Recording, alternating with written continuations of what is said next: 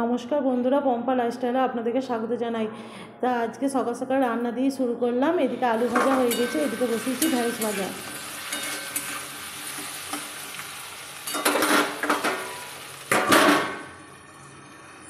আর 3 দিন ধরে এতটাই বৃষ্টি হচ্ছে, মানে বাড়ি থেকে তো বেরোনোই যাচ্ছে না। তো আপনাদের দাদাভাই কী করে বাজার যাবে? তাই আমি বলছি যে যা আছে বাড়িতে যা আছে সেই দিয়েই হোক। তা আমার ছিল একটা ডিম পড়েছিল, সেই জন্য আজকে ডিম ভেঙে তরকারি করব। তো বন্ধুরা দেখুন, এইটা এইরকম করে তরকারি করলেও খুব সুন্দর টেস্টি হয়। সেই জন্য আমি এই যে সব রকম মশলা দিয়ে দিয়েছি।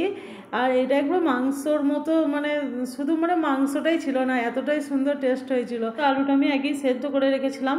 আর এই যে এখানে সব রকম মশলা দিয়ে দেওয়া হয়েছে, পেঁয়াজ, আদা, রসুন বাটা সব কিছু দিয়ে। এবার রান্নাটাও হয়ে গিয়েছে, এবার আমাদের খাওয়া দাওয়ার পালা। তো এক এক করে সবাই মিলে আমরা খেয়ে নেবো। তবে এই দুপুরের খাওয়াটা সবাই একসঙ্গেই মোটামুটি প্রায় দিন হয়, কিন্তু জলখাবারটা সব এক একজনের এক একটা টাইমে হয়।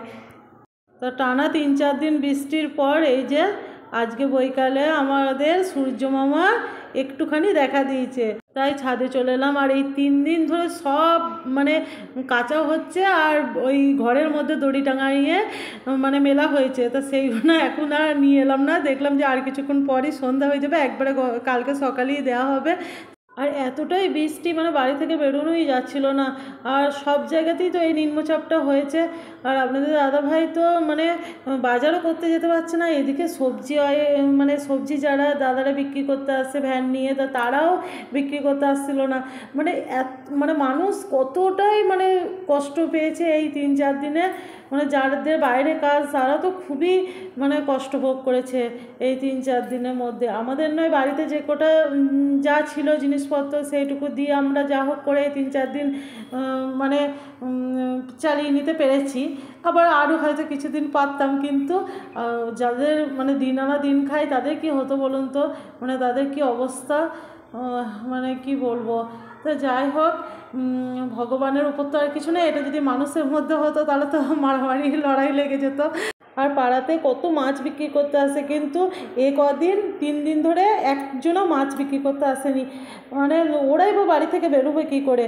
তারপর আমাদের যে দুধ দিতে আসে, মানে একটা কাকু, তো তাকে দেখে কী মায়া লাগছে। মানে সে মানে ভিজে ভিজে আসছে কত দূর থেকে, মানে ওই দুধ দিতে। তাই আমি মনে মনে ভাবছিলাম যে প্রত্যেক মানুষের যে এতটাই কষ্ট ভোগ হয়েছে কি বলবো এই 3 দিনে। আর কি আবার কি এই রাস্তাঘাটে জল জমা, মানে কি বলবো, বাড়ির প্রত্যেকটা রাস্তায় রাস্তায় জল জমা। মানে যারা হয়তো ওপরে আছে, মানে যাদের ওপর লেভেলে বাড়ি তাদেরই ভালো। আর যাদের একটু নিচু যে এলাকায় বাড়ি, তাদের তো একবার বলার কথা নয়। তাদের তো একবার বাড়ি থেকে বেরোনোই যাবে না, বেরোলেই একবারে সব জলে পরিপূর্ণ গোটা রাস্তা। তো যাই হোক, এইভাবেই চললো এই 3 দিন।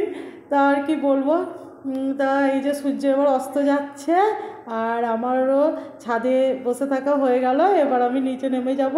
তো বন্ধুরা, আজকে ভিডিওটা আমার এই পর্যন্ত। তা আপনাদের কেমন লাগলো অবশ্যই জানাবেন। আপনারা ভালো থাকবেন ও সুস্থ থাকবেন, সবাইকে জানাই বাই।